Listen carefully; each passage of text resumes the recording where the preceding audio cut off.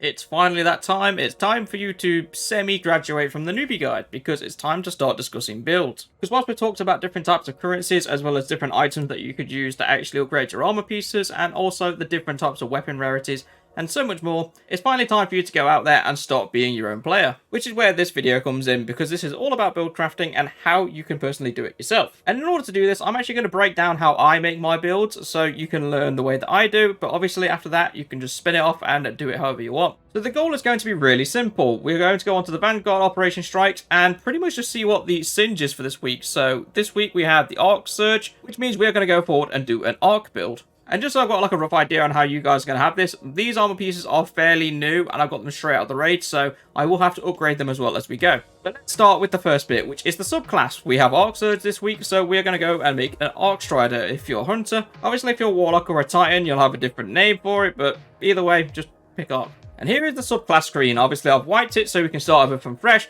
but we're going to go through a few things. First off, start with your class ability. What you're mainly going to be thinking about is how your class ability is going to help you, and not just in a specific instance, I'm talking about all the time. So let's say, for example, you're thinking of being really aggressive and charging forward all the time. Maybe you'll want to pick something that will get your melee ability back quicker. So for Hunters, this is the Gambler's Dodge. It will recharge your melee ability every time you do a dodge. For this build, I'm actually going to pick that because it just benefits me more doing that rather than the weapons. Next up, we have the Jump. Obviously, it's different for every class, but you basically have a preference on this one. It's not really important, but it is worth mentioning Hunters get Blink on Arc. So if you want to try Blink, go for it, but I would not recommend it personally. I just like sticking to Triple Jump. Then you have your Charged Melee Attack, again being different in all classes. For the Hunters, we have Disorienting Blow and Combination Blow. Disorienting Blow basically blinds enemies when you punch them, which can be good if you're trying to run as more of an interference kind of Hunter. But what I want to go for is just the one-hit KO kind of thing. So Combination Blow will allow me to stack some damage on, which is what I'm after. Finally, you have Grenades, and fortunately, these are actually the same across all classes, or at least I believe they are. And being completely honest, there is no right or wrong answer for Grenades, just pick the one that you like using the most. For me, I'm personally a fan of Storm Grenades, but I will swap over to Pulse Grenades actually, because I have been hearing good things about them and I want to try them out. Next, we have Aspects, and this is where you're going to really start fine-tuning your subclass. Something you need to bear in mind as well when you're picking these are the Fragment slots, because they will play a part later.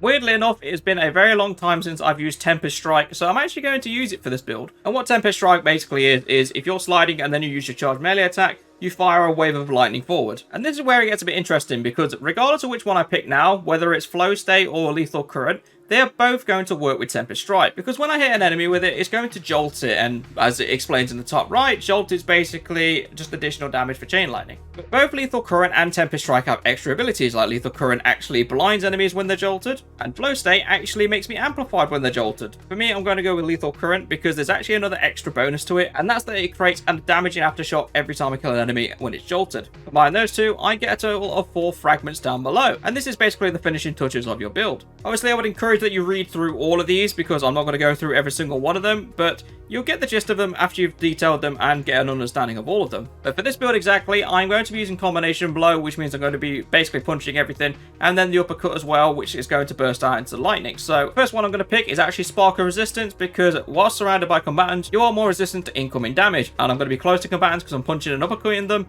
so this just makes sense to have this as the first one. Defeating a blinded target with precision damage creates a blinding explosion. This is going to be useful for me because Lethal Current does actually blind targets when they're jolted. So this is a really nice addition if you come across a tougher enemy, because then you can blind them, which means they're not going to be attacking you or your teammates, finish them off with precision damage, and then it creates a blinding explosion to affect everything else around it. Next I'll go with Spark with Ions, because defeating a jolted target creates an ionic trace, and a lot of the enemies I'm going to be hitting are going to be jolted. So it makes sense to have this because Ionic Traces will give you ability energy back whenever they're picked up. Lastly, I'll go with Spark of Amplitude because that will basically give me orbs of power whenever I'm amplified, which is going to be pretty much all the time. And that is pretty much the subclass done. So now we move on to the next stage, which is going to be looking at your weapons. And what you're going to try and think about this is how your weapons are going to complement your subclass. For example, if I'm using a Strand SMG on an Arc build, I have no idea how that's going to be any benefit to anybody. The same goes for a Void SMG or even a Strand Grenade Launcher, that it just doesn't benefit the class at all. Now, of course, your heavy weapon is entirely optional because that is something you're going to be using to do your major damage with. So it's understandable if you pick a weapon that's against your subclass if it's just there to do damage. But for me, not so much the case because I have the Hothead Rocket Launcher, which is an Arc rocket launcher. So flying start already, and that is what I'm going to be using as my heavy. As a general rule of thumb, your energy weapons should really be matching your subclasses if you want to be creating orbs of power. But for this, I have a SMG called Icolos SMG, which unfortunately you cannot get anymore, but it is still one of my favorite SMGs at the moment. I'm pretty sure there's other scout rifles, SMGs, and anything else that you can pick from that would actually fill in the slot as well. And now we have the primary slot. I'm going to be honest, you probably don't have a weapon that is going to be matching your subclass type if you're using Arc, Solar, or Void. If you're on Strand or Stasis, however, then you are in luck because there are weapons that go into the primary slot for those subclasses. Because this is Arc, I'm not going to be doing that. So by all means, pick whatever weapon you want. I would recommend something you're comfortable.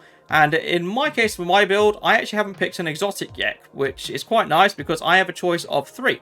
And I'm going to go with Arbalist. And the main reason I'm picking Arbalist is because it's strong against barrier champions. So whenever a barrier puts its shield up, I'll break the barrier. With that, the overload mods for this season on the artifacts are actually auto and SMG. So that means I have overload. And if you were paying very close attention, you would have noticed that blind actually stuns unstoppable champions as well. Just from that build alone, like not even touching my mods on my armor, I can already stun all 3 champion types. But let's get into the nitty-gritty, which is going to be my armor mods. And those stats are absolutely horrific, if I'm going to be honest, but I'm going to see what I can do. So the very first thing, I'm actually going to get everything up to 5 energy, because there is no point doing any armor mods on anything if you are just literally with 1 or 2 energy. So literally just go to your armor and upgrade them like I'm doing here. But another thing you may not have noticed is I haven't actually picked an exotic for this, but that is going to be what I'm going to talk about now. So when you're picking an exotic, you need something that is going to complement your subclass as well. So saying, for example, I'm not going to have this exotic, whatever the hell it's called, because I can't pronounce that. It gives you woven mail when grappling, and grappling is something that's exclusive to Strand.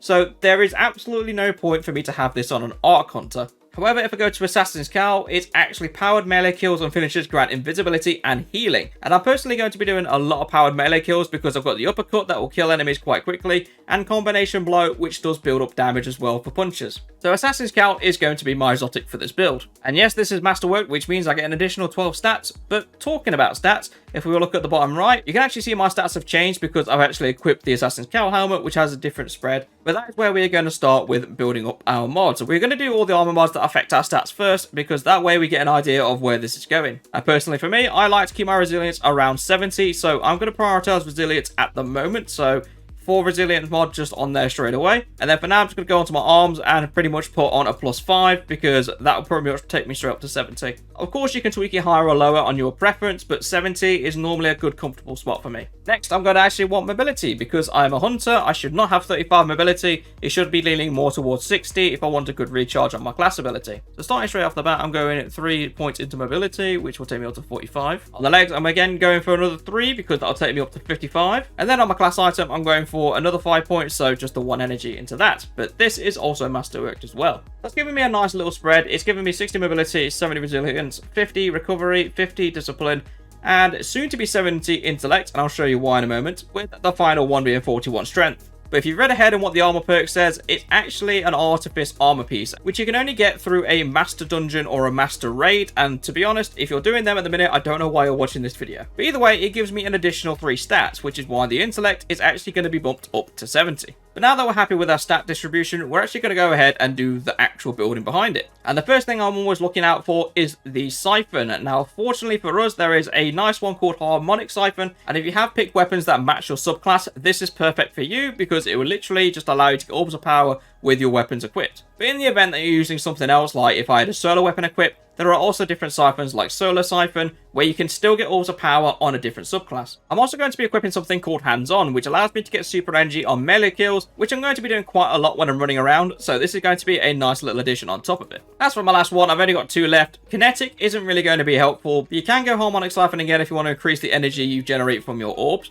There's also Powerful Friends, which will increase armor charges of your allies if you want to be a team player. Radiant Light, also the same thing. Casting your super will also give your allies armor charge if you want to be a team player. But if you have the energy left, then by all means you can do Heavy Ammo Finder or even Special Ammo Finder, depending on the weapons that you're running. But I'm going to pick Harmonic Targeting because I've never personally used this before, and it's going to increase my ADS speed from my SMG, so I don't see why I wouldn't use this. Moving on to the arms, we see we have a few different mods here. We did actually have a mod called Font of Intellect in the helmet, but in this one we have Font of Vigor, and this is different for each piece of armor. Alongside these are actually the melee kickstart and grenade kickstarts, which I do recommend using if you want your abilities back a bit quicker. And for me personally, I'm going heavy-handed, because heavy-handed will generate orbs of power on melee final blows, which I'm going to be doing a lot. But now I've actually run out of energy for this armor piece, but if you want to increase it higher, you can, but just be aware that the cost increase as you go along, but for the sake of this tutorial, I will leave it as is. Next up, we have the chest piece, and this is where you're going to put your armor resistance on. You'll also see there's something called emergency reinforcement and quantum endurance. Just take it from my personal advice, don't use these, because honestly, it's not worth your time unless you are going for a full 100 stat build, if that's what you're going for. Then the question is, what kind of resistance are you going to have? And the reality is, I'm actually going to upgrade this by one more piece, because I need 3 points in order to get the mod I want, and I'm actually going to go for melee damage resistance, which basically reduces damage from combatants at point blank range, which I'm going to basically be at anyway. In my other build videos, I actually say you should have one of each resistance, so like for this armor piece, for example, it has melee damage, sniper damage, and concussive dampener. It is basically just one of each damage resist. As a general rule of thumb, this is a really good way to go. It should only ever be the case that you're using elemental resistance if you're doing it for something specific in the activity. Moving on to the leg armor, I always have a pet peeve with this, and that is called recuperation. What it effectively does, recovers health every time I pick up an orb of power. It has saved my life so many times, I don't even want to think about what I'd do without it. But for the leg armor, I'm going to increase it by 2 more levels, because I need 3 more energy to get the one I want. Because I want to talk about surges, and this is the whole reason why I was trying to get you to pick a power weapon that was going to be the same as your subclass. Because when it comes to weapon surges, if you've got more than one equipped, you end up doing quite a bit more damage. But for me, there's arc surge, because I've got an arc rocket launcher and an arc SMG. It just makes sense to have arc surge. Obviously, if your power weapon is a different element, then I would recommend linking the weapon surge to the power weapon. So let's say, for example, you have a solar rocket launcher,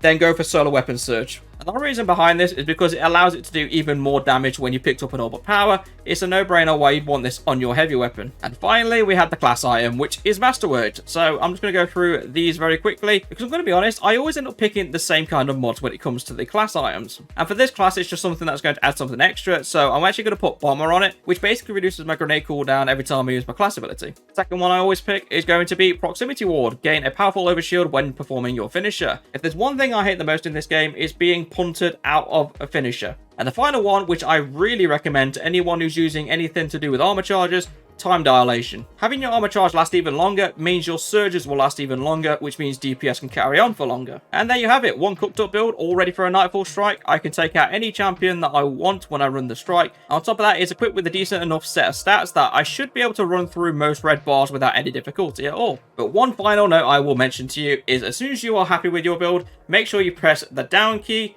There is this icon here called Appearance Customization, and this is where you get to customize your drip. I'm actually just going to change the shader on this very quickly back to the Crucible Horizon one, so it can kind of match with the color theme. I'm probably going to end up changing that again, but still, it kind of matches now. But always remember to do this, because no one likes a Guardian that is just a mismatch of colors. Everyone likes some kind of style and can appreciate it from time to time. But that is it for this part of the newbie guide. Thank you very much for watching, and next week I'll be going over weapon crafting, because that is also a kettle of fish that is kind of complicated to get into, but when you understand it, it will just basically be natural to you. If this has been helpful to you, then let me know down in the comments below and leave a like on the video. But for now, I shall see you all in the next one.